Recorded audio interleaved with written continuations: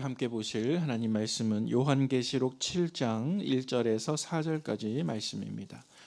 요한계시록 7장 1절에서 4절까지 말씀 한 목소리로 합독하십니다.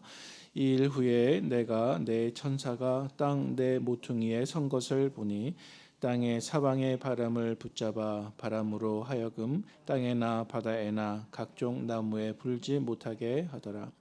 또 봄에 다른 천사가 살아계신 하나님의 인을 가지고 해 돋는 데로부터 올라와서 땅과 바다를 해롭게 할 권세를 받은 내 천사를 향하여 큰 소리로 외쳐 이르되 우리가 우리 하나님의 종들의 이마에 인치기까지 땅이나 바다나 나무들을 해하지 말라 하더라.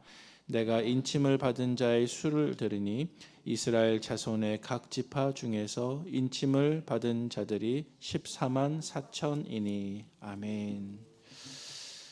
리딩 지저스 오늘 통독하실 말씀은 요한계시록 6장과 7장 말씀입니다. 그 가운데 오늘은 요한계시록 7장 말씀을 함께 묵상하고자 합니다. 요한계시록 7장 말씀은 당연한 말이지만 요한계시록 6장과 8장 사이에 놓여져 있습니다.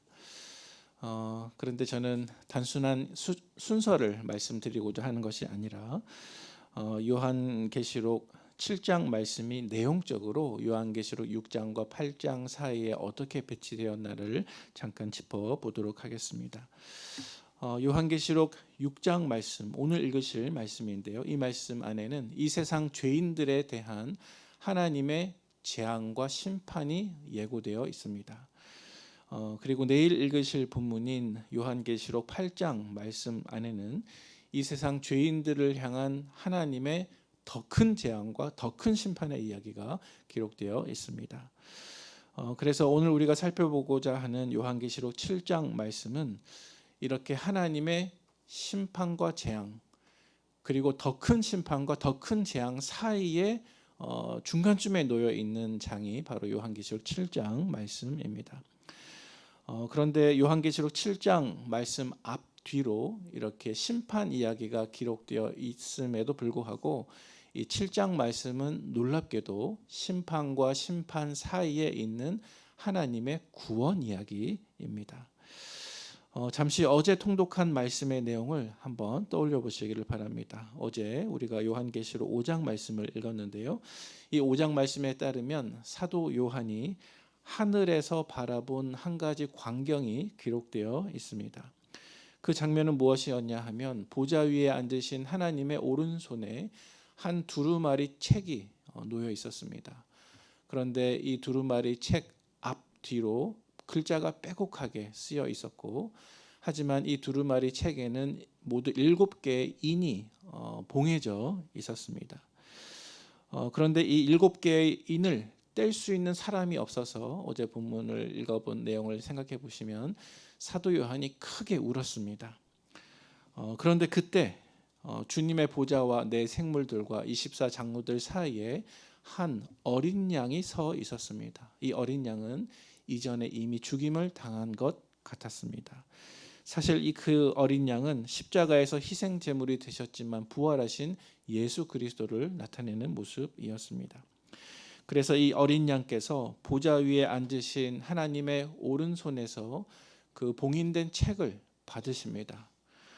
그런 다음에 주님께 경배하던 천사들이 이야기하는 것이 무엇이냐면 그 책을 열 수 있는 분은 오직 어린 양 한 분밖에는 없다 이렇게 외치게 됩니다. 그리고 나서 5장이 끝나고 이제 요한계시록 6장 말씀으로 넘어오면 이제 죽임을 당하신 그 어린 양이 그 두루마리 책에 인봉된 인들을 하나씩 떼시기 시작합니다.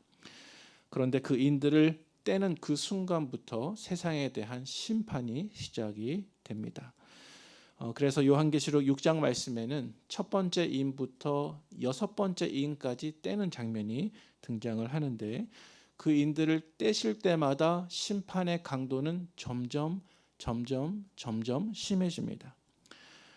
그리고 마지막 7번째 인을 떼게 되면 이제 전 우주적인 심판이 벌어지게 되는데 요한계시록 6장 말씀까지는 6번째 인까지만 뗍니다. 그리고 마지막 7번째 인을 떼는 장면은 내일 읽으실 8장 말씀부터 등장을 합니다. 자, 그런데 6장 말씀 속에서 이미 6번째 인까지 떼어졌을 때 그 심판을 견디지 못한 사람들이 다음과 같이 고백을 하는 장면이 있습니다. 조금 긴 본문이지만 우리 6장 15절부터 17절까지 말씀 같이 봉독하도록 하겠습니다. 시작. 땅의 임금들과 왕족들과 장군들과 부자들과 강한 자들과 모든 종과 자유인이 굴과 산들의 바위 틈에 숨어 산들과 바위에게 말하되 우리 위에 떨어져 보좌에 앉으신 이의 얼굴에서와 그 어린 양의 진노에서 우리를 가리라. 그들의 진노의 큰 날이 이르렀으니 누가 능히 서리요 하더라. 아멘. 여러분, 이 말씀을 읽으시면서 어떤 생각이 드십니까? 이 말씀을 읽을 때 우리는 하나님의 심판이 얼마나 크고 두려운가를 다시 한번 깨닫게 됩니다. 말씀에 보니까 지위가 아무리 높은 사람도 아무리 낮은 사람도 크고 두려운 하나님의 심판을 피할 사람은 단 한 사람도 없다는 것을 말씀하고 있습니다. 자, 그런데 요한계시록의 흐름을 보면 이렇게 6번째 인이 모두 떼어진 이후에 자연스럽게 7번째 인으로 넘어가지 않고 방금 말씀드린 것처럼 어쩌면 마치 시간이 멈춘 듯 또 하나의 장면이 등장하고 있는데 그것이 바로 요한계시록 7장 말씀입니다.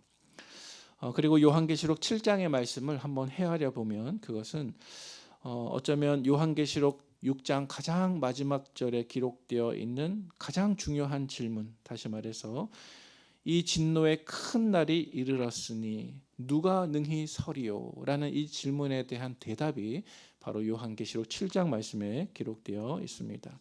이것은 하나님의 대답과도 같았습니다. 하나님의 대답은 무엇이었냐 하면 진노의 큰 날이 이르렀는데 누가 능히 서리요? 라는 질문에 대해서 하나님의 대답은 이것입니다. 하나님께 인침받은 성도는 결코 버림받지 아니하고 우주적인 심판 가운데서 반드시 구원받는다. 이것이 7장 말씀에 기록된 하나님의 대답이셨습니다. 다시 말해서 이 세상 모든 권력자도 부자도 강한 자도 가난한 자도 낮은 자도 그날을 모두 견딜 수 없지만 하나님의 보호하심의 인을 찍어주신 그 사람들은 그 심판 가운데 넘어지지 않는다는 말씀입니다. 자, 그래서 오늘 우리가 읽었던 7장 1절 이하 본문에 보면 땅의 네 모퉁이에서 4명의 천사들이 심판을 준비하고 있었습니다. 하지만 그때 한 다른 천사가 갑자기 나타나서 심판을 잠시 멈추게 합니다. 그런 다음에 다음과 같이 급히 말씀하고 있습니다. 우리 오늘 본문 3절과 4절 다시 한번 읽어보도록 하겠습니다. 시작. 이르되 우리가 우리 하나님의 종들의 이마에 인치기까지 땅이나 바다나 나무들을 해하지 말라 하더라. 내가 인침을 받은 자의 수를 들으니 이스라엘 자손의 각 지파 중에서 인침을 받은 자들이 14만 4천이니. 아멘. 여러분, 이 말씀이 보여주고 있는 핵심이 무엇일까요? 그것은 분명합니다. 그것은 하나님께서 하나님의 백성들을 소유 삼아 주시고 반드시 보호해 주신다는 것입니다. 하나님께서 하나님께 속한 백성들을 반드시 먼저 구별하시고 그 이마에 인쳐 주시기까지 결코 심판이 진행될 수가 없는 것입니다. 그리고 오늘 말씀에 등장하고 있는 14만 4천 명이라는 숫자가 있는데요. 이것은 여러 이단들이 잘못 오해하고 해석하는 것처럼 문자적인 숫자를 나타내는 것이 아닙니다. 이 14만 4천 명이라고 하는 숫자는 구약의 12지파와 신약의 12사도 그리고 군대에서 한 군단을 의미하는 1000명을 곱하여서 14만 4천 명이 되는 것인데 그 의미는 구약에서 구원받은 모든 성도들 그리고 신약에서 구원받은 모든 성도들 전부를 다 합치는 상징적인 의미의 숫자입니다. 자, 그리고 우리가 오늘 아침에 읽지는 않았지만 바로 이어지는 요한계시록 7장 5절부터 8절 말씀까지를 눈으로 잠깐 보시면 이 5절부터 8절 말씀 사이에 14만 4천 명에 해당되는 다양한 지파들의 이름이 등장하고 있습니다. 그런데 나중에 오늘 성경을 한번 읽어보시면 이 목록 안에 전통적인 12지파의 이름에 꼭 있어야 할 두 지파의 이름이 빠져 있는 것을 볼 수가 있습니다. 그 두 지파의 이름은 단 지파와 에브라임 지파입니다. 분명히 12지파 안에 이 두 지파가 포함되는 것이 보통인데 이 목록 안에는 두 지파의 이름이 빠져 있습니다. 왜 그럴까요? 왜 빠지게 되었을까요? 성경학자들이 해석하기를 이 목록 가운데 단 지파와 에브라임 지파가 빠지게 된 것은 성경 안에서 이 두 지파가 우상 숭배의 대명사로 자리 잡았기 때문입니다. 예를 들어서 사사기 18장 말씀에 보니까 단 지파가 어떻게 우상을 숭배했는가, 또 호세아 4장 말씀에 보니까 에브라임 지파가 어떻게 우상 숭배했는가가 자세하게 등장하고 있습니다. 여러분, 이 사실을 통해서 우리가 묵상할 수 있는 이야기는 무엇일까요? 그것은 단순히 혈통적인 아브라함의 자손들이 구원을 받는 것이 아니라는 사실입니다. 이제 말씀을 정리합니다. 사랑하는 우리 성도 여러분, 하나님이 미워하시는 우상 숭배에 빠진 사람들은 결코 구원을 받지 못합니다. 혈통이나 조건으로 구원을 받는 것이 아니라 오직 믿음으로 구원을 받는 것입니다. 따라서 우리에게 필요한 것은 먼저 성도가 되는 것입니다. 그리고 타협하지 않는 신앙이 필요한 것입니다. 성도가 세상과 분명히 다르다고 하는 성령의 인치심, 유월절 어린 양의 피의 인치심, 그리고 믿음의 인치심이 반드시 있어야 할 줄로 믿으시기를 바랍니다.